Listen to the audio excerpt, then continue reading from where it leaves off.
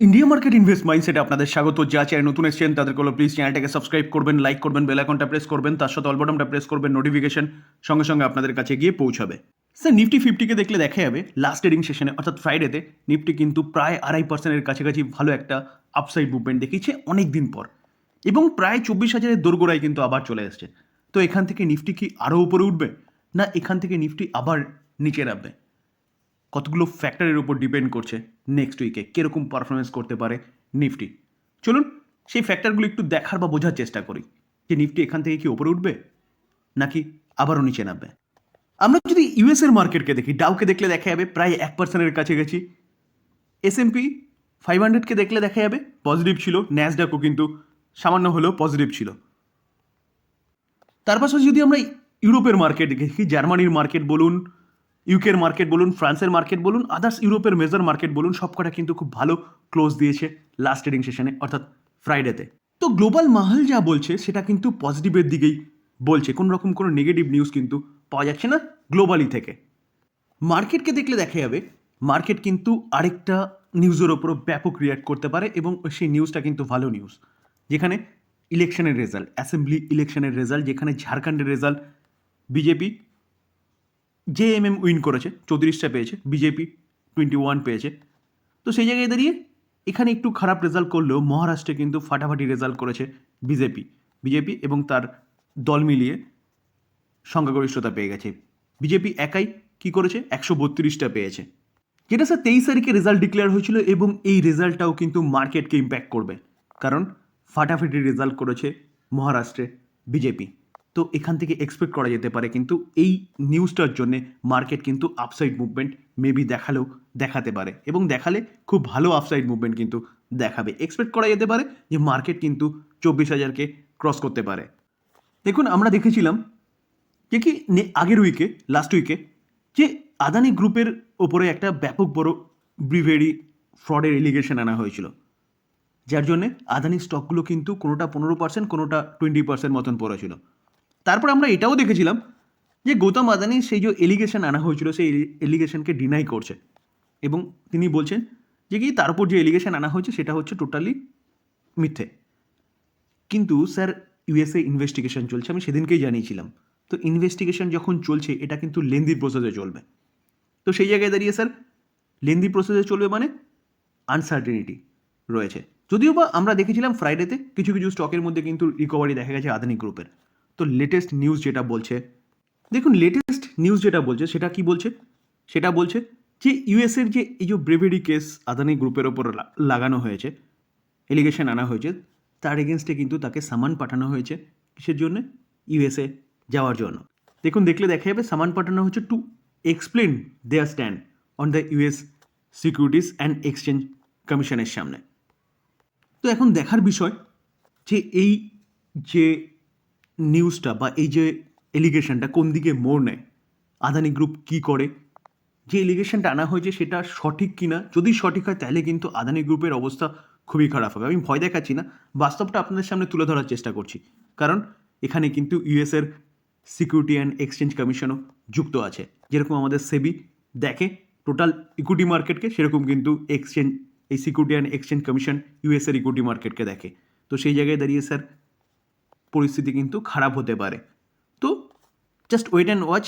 এখন কিন্তু তড়িঘড়ি করে নিচে আসছে বলে বাই করতে যাবেন না, জাস্ট এইটুকুই সাজেশন। আর যদি আদানি গ্রুপের অবস্থা খারাপ হয় তাহলে ভারতের ইকোনমিরও কিন্তু একটু হলেও অবস্থা খারাপ হবে, কারণ আদানি গ্রুপ কিন্তু অনেক বড় গ্রুপ, আমাদের ভারতীয় ইকোনমিতে কিন্তু অনেকটা অবদান রয়েছে এই গ্রুপের। তার পাশাপাশি এই কোম্পানিটার সাথে যেই কোম্পানিগুলো ডিরেক্টলি এবং ইনডিরেক্টলি যুক্ত আছে সেই কোম্পানিগুলোরও কিন্তু হালাত খারাপ হতে পারে, যেমন এলআইসি বলুন, এসবিআই বলুন, বা পিএসইউ ব্যাঙ্কগুলো বলুন। কারণ পিএসইউ ব্যাঙ্কগুলো যথেষ্ট পরিমাণে লোন দিয়ে রেখেছে আদানি গ্রুপকে, এবং এলআইসির ব্যাপক পরিমাণে একটা এক্সপোজার রয়েছে আদানি গ্রুপের প্রায় প্রতিকটা কোম্পানির স্টেককে বাই করা রয়েছে এলআইসির। স্যার এমএসসিআই ইন্ডেক্স, মর্গান স্ট্যানলির একটা ইন্ডেক্স, যেই ইন্ডেক্সটাকে সারা ওয়ার্ল্ড ফলো করে, সেই ইন্ডেক্সে যেসব কোম্পানিগুলো স্থান পায় সেই সব কোম্পানিগুলোর প্রতি কিন্তু ওয়ার্ল্ডের ইনভেস্টারদের একটা নজর থাকে এবং ইনভেস্টমেন্টও আসে। তো এমএসসিআই ইন্ডেক্সে কিন্তু স্থান পেতে চলেছে নভেম্বরে, তাদের রিব্যালেন্সিং হয়েছে এবং স্থান পেতে চলেছে কে, দেখুন Monday that will see BSC, Voltas, Alkem laboratories, Kalyan jewellers, Oberoi realty, এই কোম্পানিগুলো কিন্তু MSCI ইন্ডেক্সে স্থান পেতে চলেছে।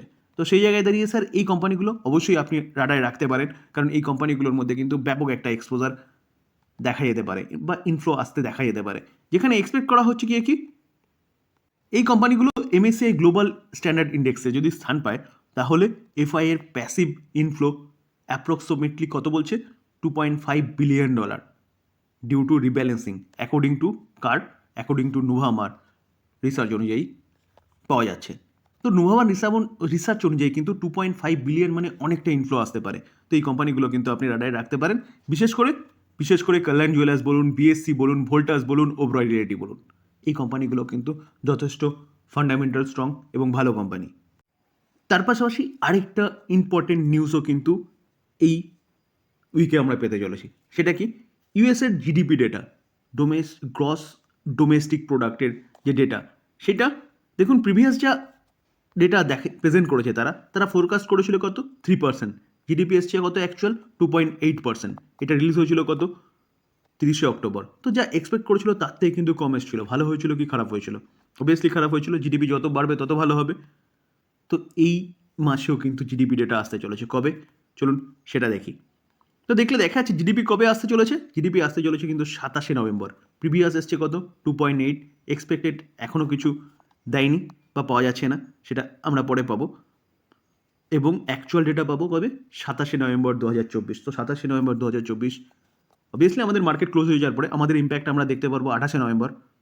তো এই ডেটাটা কিন্তু দিনটা মাথায় রাখবেন, কারণ এই ডেটাটা ইম্পর্টেন্ট আমাদের মার্কেটের জন্য। যদিও বা ইউএসএ জিডিপি ডেটা, কারণ ইউএসএর মার্কেট যেদিকে রিয়্যাক্ট করবে সারা ওয়ার্ল্ড কিন্তু সেদিকেই রিয়্যাক্ট করে। তো প্রিভিয়াস ডেটাগুলো দেখলে দেখা যাবে যা ফোরকাস্ট করেছিল, শুধু আগের ডেটাটা বাদ দিয়ে যা ফোরকাস্ট করেছিল তার থেকে ভালোই এসেছিল। এখন দেখার বিষয় যে এবার কি আছে, তার জন্যে আমাদের 27শে নভেম্বর পর্যন্ত ওয়েট করতে হবে। তার পাশাপাশি স্যার এই যে ট্যারিফের নিউজটা শোনা যাচ্ছে না, যে প্রথমে আমরা শুনেছিলাম কত, 60%, তারপরে এখন দেখতে পাচ্ছি যে Donald Trump might be impose কত, 40% ট্যারিফ কার ওপর, চায়নার ওপর লাগাতে পারে, যেটা ইমপ্লিমেন্ট হতে পারে 2025। তো 2025 বলতে পারেন 24 একদম শেষের মুখে, 2025 শুরুর মুখে। তো সেই জায়গায় দাঁড়িয়ে স্যার যদি এই 40% ট্যারিফ যেটা বলছে লাগাবে, সেটা যদি লাগানোর আরও পাকাপুক্ত খবর পাওয়া যায়, তাহলে কিন্তু তার বেসিসে আমাদের ভারতের মার্কেট রিয়্যাক্ট করবে। কেন? কারণ অবভিয়াসলি তাদের বিজনেস খারাপ হবে। চায়নার বিজনেস খারাপ হলে চায়নার হতে যে ইনফ্লোটা ঢুকেছে আমাদের মার্কেট থেকে বেরিয়ে, সেই ইনফ্লোটা কিন্তু আবার ঘুরে আমাদের মার্কেটে আসতে পারে বা অলরেডি শুরু হয়েছে বলতে পারেন। তো সেই জায়গায় যদি এফআই এর বাপসি ঘটে, তাহলে কিন্তু যেটা আমাদের মার্কেটের জন্য খুব ভালো হবে এবং আমাদের মার্কেট কিন্তু এখান থেকে ভালো মুভমেন্ট দেখাবে খুব তাড়াতাড়ি।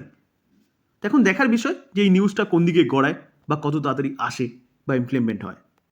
স্যার ক্রুড অয়েলও কিন্তু আমাদের মার্কেটের জন্য বা আমাদের ইকোনমির জন্য খুব একটা বলতে পারেন ইম্পর্টেন্ট জিনিস। যেখানে ক্রুড অয়েলের দাম বাড়লে কিন্তু আমাদের মার্কেটে আমাদের দেশের ইনফ্লেশন বাড়তে শুরু করে। তো ক্রুড অয়েল কিন্তু আস্তে আস্তে আবার দেখুন 75-এ চলে আসার পিছনে কারণ কিন্তু মিডল ইস্ট নয়, এখন কারণ হয়ে দাঁড়িয়েছে আবার ইউক্রেন রাশিয়া। যেখানে ইউক্রেন রাশিয়ার মধ্যে কিন্তু আবার নতুন করে যুদ্ধের একটা বাতাবরণ, যুদ্ধ তো চলছিল, যুদ্ধের গতি বেড়ে গেছে বলতে পারেন। তার জন্যই ব্রেন্ট ক্রুড আবার কিন্তু একটু ভালো আপসাইড মুভমেন্ট দেখানো শুরু করেছে।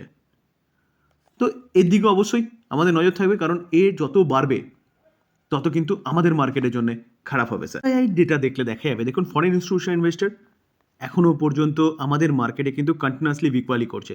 তো এই মাসে দেখলে দেখা যাবে এখনও পর্যন্ত 40,947 কারোর মতন কিন্তু তারা সেল করেছে। এই মাসের ওভারঅল ডেটা দেখলে দেখা যাবে, দেখুন তারা কিন্তু কন্টিনিউয়াসলি সেলই করে যাচ্ছে স্যার। এবং তার পাশাপাশি যদি আমরা ডোমেস্টিক ইনস্টিটিউশন ইনভেস্টরকে দেখলে দেখা যাবে তারা কিন্তু টোটাল পারচেস করেছে কত, 37,559 কারোর, আর ডিআইএস কিন্তু কন্টিনিউয়াসলি বাই করে যাচ্ছে। তো এই এফআইএস এর সেলিং যদি বন্ধ হয়, যদি এফআইএস এর যদি বাপসি ঘটে, তাহলে কিন্তু আমাদের মার্কেট কারেন্ট প্রাইস থেকে কিন্তু খুব ভালো মুভমেন্ট দেখানো শুরু করবে আপসাইডে। তো স্যার এই নিউজগুলোর ওপর ডিপেন্ড করছে নেক্সট উইক মার্কেট কোন দিকে মুভমেন্ট করবে। আলোচনা এই পর্যন্তই। যদি আলোচনা ভালো লাগে বা ইনফরমেটিভ লাগে, তাহলে যারা চ্যানেল নতুন এসেছেন তাদেরগুলো প্লিজ চ্যানেলটাকে সাবস্ক্রাইব করবেন, লাইক করবেন, বেল আইকনটা প্রেস করবেন, তার সাথে অল বাটনটা প্রেস করবেন, নোটিফিকেশন সঙ্গে সঙ্গে আপনাদের কাছে গিয়ে পৌঁছাবে। থ্যাংক ইউ, ভালো থাকবেন।